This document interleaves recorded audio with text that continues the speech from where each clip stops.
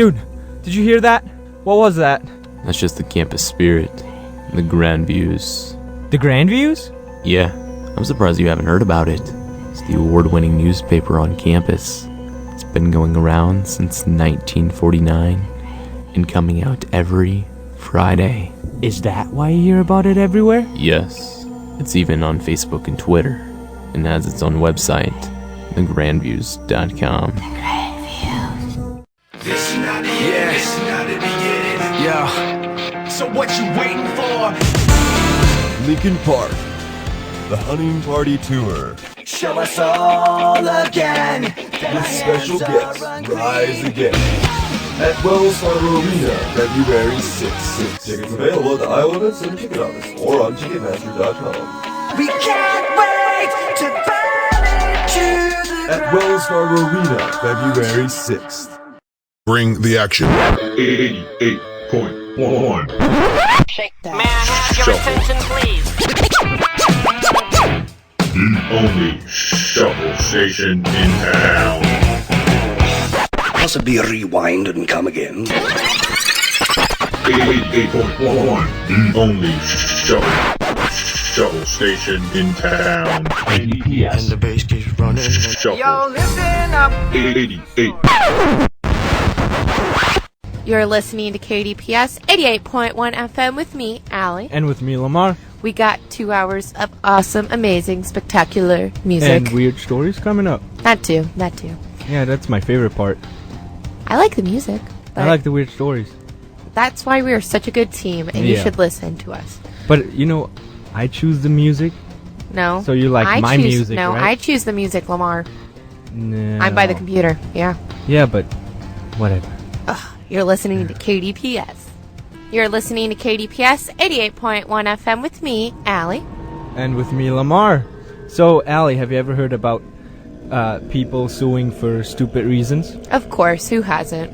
Well, like, you probably heard about that cat in the microwave. Oh, right? I felt so bad. Yeah. Well, I got one for you. This one is pretty awesome, I gotta say. Oh, jeez. Okay, listen to this. A Chinese husband sued his wife for, and I'm gonna have you take a guess now because this, you'll never guess this. For cheating on him. Yeah, no, it gets even better. Alright, this is my last one, then you gotta tell me, because now I want to know. Oh, for having another family. I don't know. No.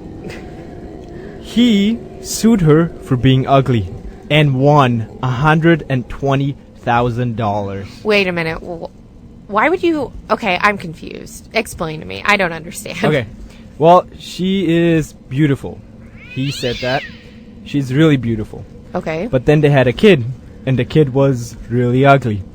So the husband assumed that the wife was cheating on him. So... Are you able to sue in China for cheating on your spouse? Never took Chinese law. Maybe I should take that. You should. Yeah, I'm sure we have a course like that somewhere. Probably, you know. Yeah. Anyway, baby was ugly.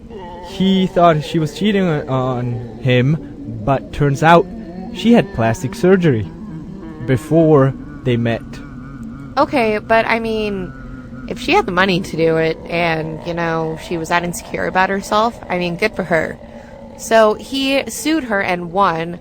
Because he got married, or he married her under false pretenses. Seriously, people get over it. Women and men both have plastic surgery. They feel insecure about themselves. And you can't do anything about your baby being ugly. That's so sad, though. What about that baby? What is it gonna do now? Oh, well, I saw a picture of the baby, and I didn't think it was ugly. It was just a little different. No, actually, I wouldn't consider it ugly. It was just... This guy just sounds like a douchebag. Well, I guess. I have to agree with you on this one. Yeah. And we don't agree much. I know, we have issues sometimes. Mm-hmm.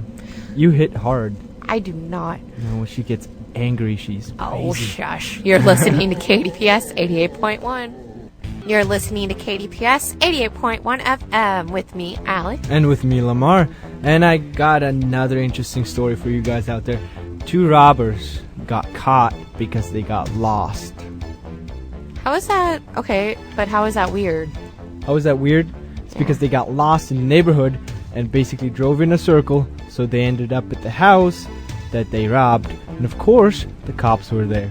That is freaking ridiculous. Yeah, I guess they forgot to steal the GPS. Okay, Apparently. for everyone out there, if you rob a house, steal the GPS. You don't want to end up there again. Gosh. They drive by. Oh, this house looks kind of familiar. Oh, what are those red and blue lights? You gotta think, I mean, if you rob someone, you should have a plan. I'm not saying you should. Don't rob anyone. Don't steal. Don't do anything against the law. But what I'm saying is, if robbers rob someone, they have a plan. Normally, you need to be like Tower Heist with Ben Stiller. You have to have an elaborate plan. You have to be able to. It's like getting to the top floor to steal the golden car. Sorry if I just gave away the plot. Wait. But golden car. Oh yeah, I remember the movie now. But yeah. So if you steal or rob or anything, have a plan. Don't just go. Don't steal or don't rob. How about that? Or have a plan. Either or way. Get the GPS. That might help you on the way out. All right. Yeah, that works too. Yeah. All right. You're listening to KDPS. This is KDPS 88.1 with me, Lamar. 88.1. Oh, that was a nice one. So, I what is it time for, Allie? It's time for the what moment of the night. Love this moment. It's amazing. Yeah. So what do you got? In Florida, they responded to a man calling, like, about his neighbor in the vehicle. They thought he was pleasuring himself. Oh, wait. In his car, in a parking lot. What? And apparently, the guy insisted to the police that he was just scratching an itch. Oh, yeah. He was scratching an itch. Scratching an itch. Wink, wink. But, honestly, I guess he even unzipped his pants for the policeman, which... Good job, policeman. Oh. And he had a rash, so the cops were alright with it, and they let him go home as a cop, a guy unzipping his pants, I would run the other way. I would get my gun out and be like, what are you doing? What are you doing? Get down on the ground. I don't know, but apparently they were alright with it. So, whatever that means for the Florida police, it's up in the air. Wow. He unzipped his pants. And they were alright with it. They were just like, oh, okay, you have a rash. Well, go on and do whatever you're doing. Hey, hold on. Isn't that indecent exposure? You would think, but apparently not. They're probably like, I don't want to touch that guy. Just let him go. Yeah, because what if he had something nasty? Obviously, if he has a rash. Okay, but I'm not... Okay, whatever. You're listening to KDPS 88.1. You're listening to KDPS 88.1 FM with me, Allie. And with me, Lamar. And tonight we have another interesting story. How many interesting stories do you have? Hold on. Because it seems like you have a big pile of paper there. You have more than 4, don't pages, even. Something like that. Stop lying to our listeners. I'm not lying to our listeners. Just get on with it. What's your story? So, an assistant manager at Arby's got fired for escaping a robbery. She was closing down the store at 1 o'clock at night, and a man comes up and threatens her with a knife. So she actually climbed through the drive-thru window and took off. Okay, first of all, if somebody came and tried to rob me with a knife, I would do the exact same thing. Okay. Why would you be like, oh yeah, let me just hang out here with you? But she violated company policy, which states that... what? What if he shanked her? Yeah, but there must be 2 or more employees in the store at all times. Now my question is, where was the other employee? Exactly. They were probably taking a dump. Oh. I'm sorry, but if I was held at gunpoint, knife point, whatever... Then you would go to take a dump. No! I'd be running the opposite direction. Good for her for going through the drive-thru window. Yeah. I don't think I could do that. I'd probably fall on my face. She said that she's not going to go die in the Arby's. Seriously? She does not want her job back after 23 years of working there. Okay, first of all, if you've been working at an Arby's for 23 years, you have bigger issues. Well, okay. Oh, no, hold on. Arby's employees and any other fast food restaurant employees, that's a job too. Job is I'm job. I'm not they saying get paid. that, but I mean... Yeah, you just said that. Yes, you did. Don't even I'm sorry lie. if I offended anyone. Whatever. Yeah. All right, well, you're listening to KDPS 88.1. This is KDPS 88.1 with me, Lamar. And me, Allie. So we got one more story for the night, and I think we saved the best for last. Are you ready for this, Lamar? Not really, because I heard you talk about it before, and I'm kind of scared. I'm pretty excited to talk about this because... Oh, really? It's really ridiculous, and I just find it hilarious. Okay. A guy in Serbia, I guess, when his wife died 3 years ago, in her will, she told him that she wanted to get a stonemason to engrave a replica of her private parts down below on her tombstone. Oh, okay. Pretty much, Why? I guess she said that she didn't want him to think about anybody else while she was gone. Which, I mean, honey, you probably could have done that in a couple different ways. But, so, it took him... What would have been a better way? Just have a couple pictures around the house. Oh! I don't know. Nothing with the under... We're stopping right here. It was a very nice evening with you, Allie. But that's just not a story to tell it. Oh, come on, it's funny. All right, You've been listening to KDPS 88.1. Tune in next week from 8 to 10. Good night, Des Moines. This is KDPS 88.1, The Edge, and with us is a special guest today, Cathryn Edelstein, who is working at the Department of Communication Studies in Boston Emerson College. Welcome, Cathryn. Thank you. Thanks for having me.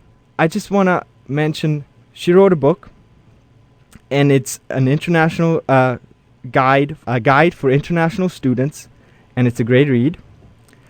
And I was wondering, could you explain to our listeners, in your own words, what this guide is all about?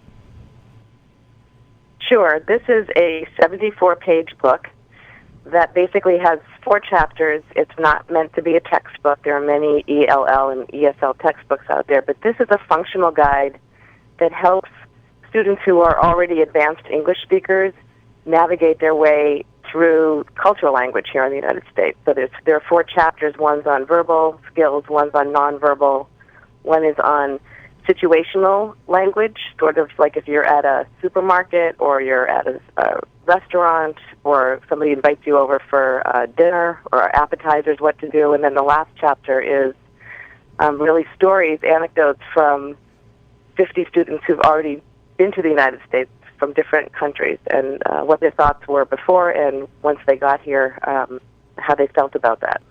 And you said it's for advanced English speakers already. So are you saying this book is not just guided towards international students, but also American students can learn a lot from it? And what can they take out of this?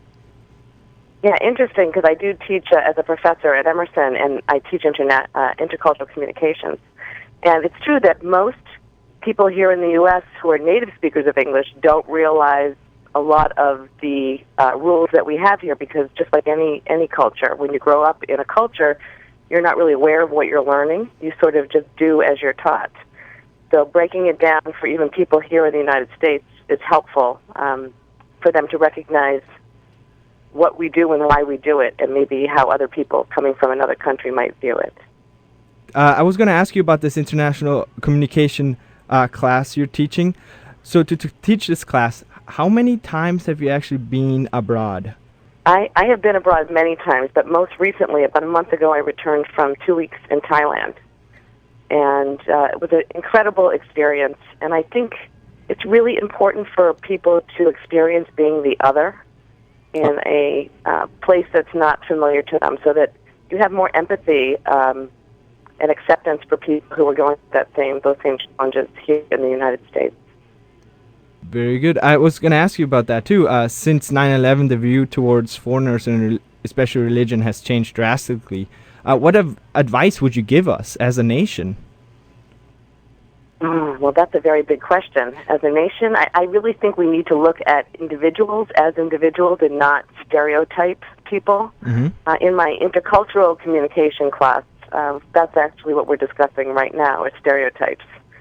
And they can be very misleading and very dangerous. And I think the best way to break down a stereotype is to meet people from different places and form your own opinion about a person rather than a religion or a group of people. You know, there are extremists out there, and those usually aren't the ones that we're meeting in our schools, forming relationships with. So, do you think that the basic American educational system actually neglects exposing their students to other cultures, in a way? I think that there's been a big shift in educating students about other cultures. I think, you know, when I grew up, I'm in my 50s, you know, we studied world history. But now we're actually studying cultures. And I know at Emerson College, that's a huge, huge thing that we want our students to leave with, is exploring, understanding, and empathizing with people from other cultures, learning about them. We don't live in a bubble. Do you send your students abroad? Oh, yes. We have students that travel abroad. We have a lot of international students at Emerson as well. What is your really add diversity to our school. What is your experience with American students you send abroad that are coming back? What do they tell you how it was, especially when it comes to the cultural differences? Yeah, I think some of them have had challenges, but they have adapted to them and feel it was a great experience. And in my classes, we talk about that. Right now I'm teaching intercultural communication. There's 40 undergraduate students in my class.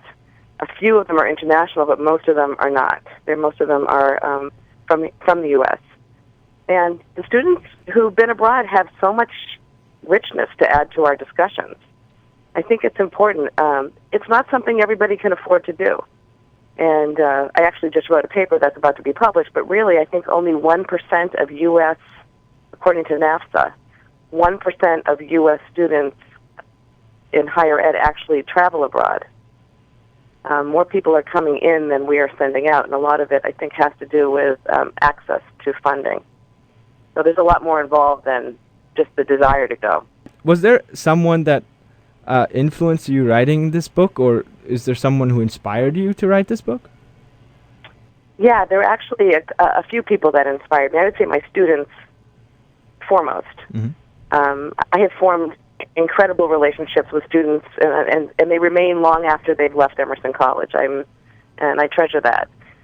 They changed my life as much as I changed theirs. So I think that was the number one influence. But also, you know, I really didn't want to write a textbook. Many publishing companies said, "We'll take your book if you add another 100 pages to it." But speaking with people at Emerson, some of my colleagues there, I think they supported write from what you know and what your experience is and what you know these students need to learn and want to learn in a short format that they could just stick in their backpack and just refer to as a guide. And I think that was my biggest influence were those two things, the students and some colleagues. Well, thank you very much for this great insight to your book and your life. And thank you for calling in to KDPS 88.1 The Edge. This is Lamar Schaedler for KDPS News. More taxes on gas? The Senate panel has given approval for a bill to raise taxes on fuel to improve road conditions. The fuel tax would increase by 10 cents. The current taxation on fuel is 22 cents. 70 miles per hour is too slow. Senator Brad Sound proposed a bill to increase the maximum speed limit on interstate to 75 miles per hour. If the bill passes, the Iowa Department of Transportation would have to study the curves to see if they are able to handle the increase of speed. Other states raise speed limits to 70 or 80 miles per hour already. Pet owners are being made more accountable for their pets. The Des Moines City Council approved to add a habitual offender section, which will put the focus on the owner in an event such as a dog attack. Currently, all offenses are put on the pet's record. The new law will make the owner subject to fines and force them to meet with a chief humane officer to get their dog back. I think that's the way it should be, because the behavior of a dog stems from the way that it's raised by its owner. The committee is also moving forward in changing the term from vicious breed to high-risk breeds. Start paying attention to your cultural habits. The American culture has a lot of habits that might be considered rude in different countries. Cathryn Edelstein, professor of communication studies, says, people here in the U.S. who are native speakers of English don't realize a lot of the rules that we have here. In a culture, you're not really aware of what you're learning. You sort of just do as you're taught. So before you travel, inform yourself about cultural differences. It might get loud in Iowa. Lawmakers are pushing to legalize retail fireworks. Fireworks were banned in 1931 when Spencer, Iowa almost burned down. Now Senator Jeff Danielson is pushing the new bill to legalize. The bill has just passed the Senate committee. This is Lamar Schaedler for KDPS News. This is KDPS 88.1, and we are back with Culture Shock from 8 until 10. Tonight we're going to be talking about traveling the world, but to be precise, we're going to be talking about disaster travels, or even better, how about horror flights? I got some good stories for you. Traveled the world since I was 4 years old. So let's start out with the worst nightmare of every travel is Chicago O'Hare. Oh yeah, that's my worst nightmare, that's for sure. But I'm sure you guys know what I'm talking about if you go through Chicago O'Hare. Well, here's one of my stories of Chicago, okay? I just traveled from Europe back to the United States. My plane landed, got out of the plane, walked through security, went through immigrations, and I was like, yay! Finally, can go back, see my relatives. Of course, there was a huge line. I was waiting in line for like 3 hours to get through immigration. So finally I get to the security guy that asks you all these questions, you know, like, are you a Nazi? Yes or no. Do you have a bomb on you? Yes or no. You know, those intelligent questions out there. Anyway, so he looks at my passport, and I'm Liechtensteinian, which is a tiny country, for you guys who don't know. Tiny country, 35,000 people in there. And he's like, I've just seen this passport last weekend. And then I was like, oh, that's kind of rare. See two Liechtensteinians in the United States, that's kind of rare. And he was like, yeah, are you guys immigrating? And I don't know if he was like joking or not. I was like, no, not really. And he asked me again, dude, I was just joking. It's like, oh yeah, very funny, ha ha. So he goes on, he's like, yeah, just don't do anything stupid here in the United States, I'll catch you. And that was funny to me because he was one of those guys that couldn't really get out of the chair because he was kind of, you know, thicker. We'll move on with horror flights after this on KDPS 88.1. Stay tuned for Heaven Can Wait by We the Kings on Culture Shock. That was American Sweethearts by Fall Out Boy here on KDPS 88.1. And tonight, we are talking about disaster travels or horror flights. Now, let's move on with a horror flight I had. It was in Atlanta. I was already on the plane. It was a really small plane. It was supposed to fly from Atlanta to Des Moines. About an hour and 15 minutes or 20 minutes flight, maybe. Depends on how fast they push down on the gas, I would say. However, so I was sitting in the plane. I was waiting. We were all waiting in the plane. What we were waiting for might surprise you, because we were waiting for the pilot to show up. We were already delayed by at least half an hour, and we were sitting in the plane. So we were waiting, and waiting. Nothing happened. There was a stewardess on board. I'm sorry, flight attendant.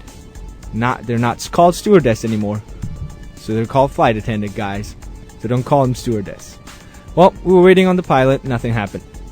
And then there comes this guy walking in jeans and a t-shirt. And he looks back, looks at all of us, and takes the microphone and is like, "Good evening, everyone. I am your pilot for tonight." And my jaw just dropped. I was like, he's in jeans. He's in a t-shirt. And I don't feel comfortable right now.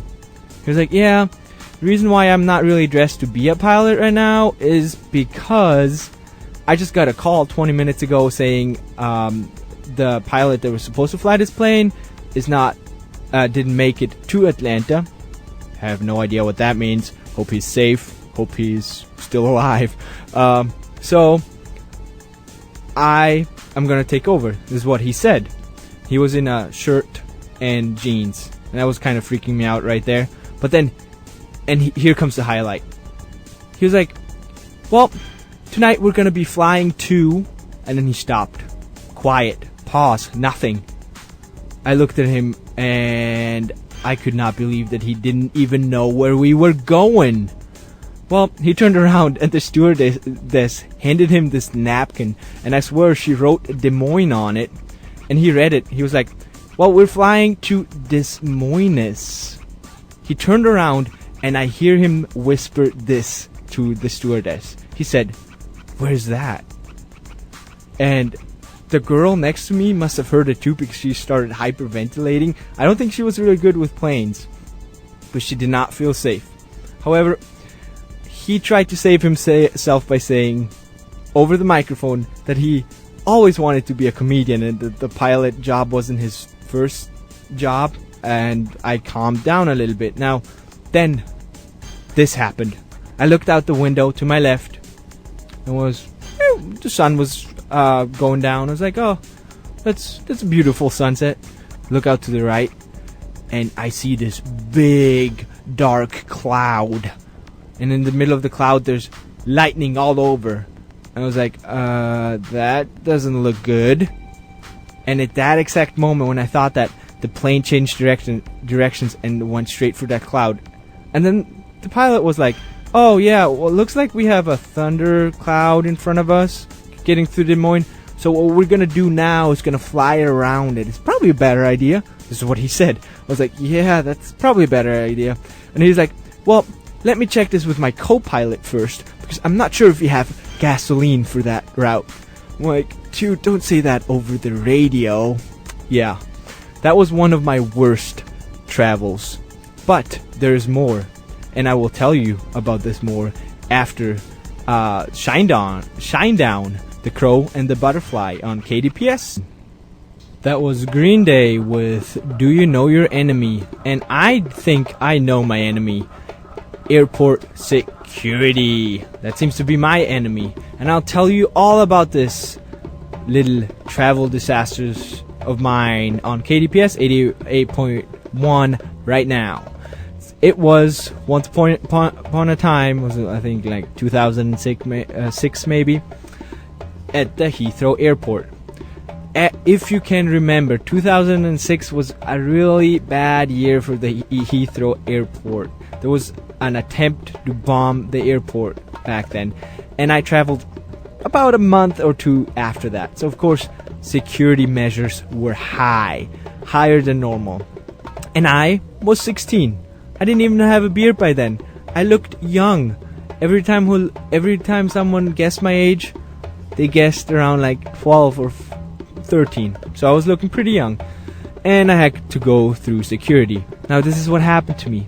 Even though I looked like 12 years old back then, they took me out and searched me by hand. No guys, nothing like bend over and glove on. Nope. It was more a search and a questionnaire I had to fill out. And I was getting curious because this happened to me again and again every time I went through London or the Heathrow Airport. So this time I was very curious and I asked him, so why is it always me? I know this random selection is not real, okay? There's nothing random about these selections. So the guy was pretty nice, surprisingly, and he told me, well, first of all, we looked at they look at your passport. Your passport. It says Liechtensteinian on it. No one knows what Liechtenstein is. I'm like, and I asked him, do you know? He's like, well, I do, because I just had to Google it. I was like, well, that's great. So, but why me? I'm 16 years old and I look like 12. Why would you take me out for a search like that? He's like, well, turns out that your last name is on our blacklist, which is also a name of like a known terrorist or something. And I about cracked up laughing. I was like, well, I'm 16. I look like 12. And I'm sure you guys have a picture of that person. And you can, if you didn't get this yet, I'm not a terrorist, okay? You can't. I'm 16. I wouldn't do something like that, first of all. And second, why? Really? Random selection. Whatever. Well, finally got through, and I got on the plane, and I noticed the plane was half empty. Well, we're 2 hours delayed, but the plane still took off with half empty because security measures were so high. One of my travel disasters. Let's go on with There Ain't No Rest for the Wicked by Cage the Elephant on KDPS 88.1.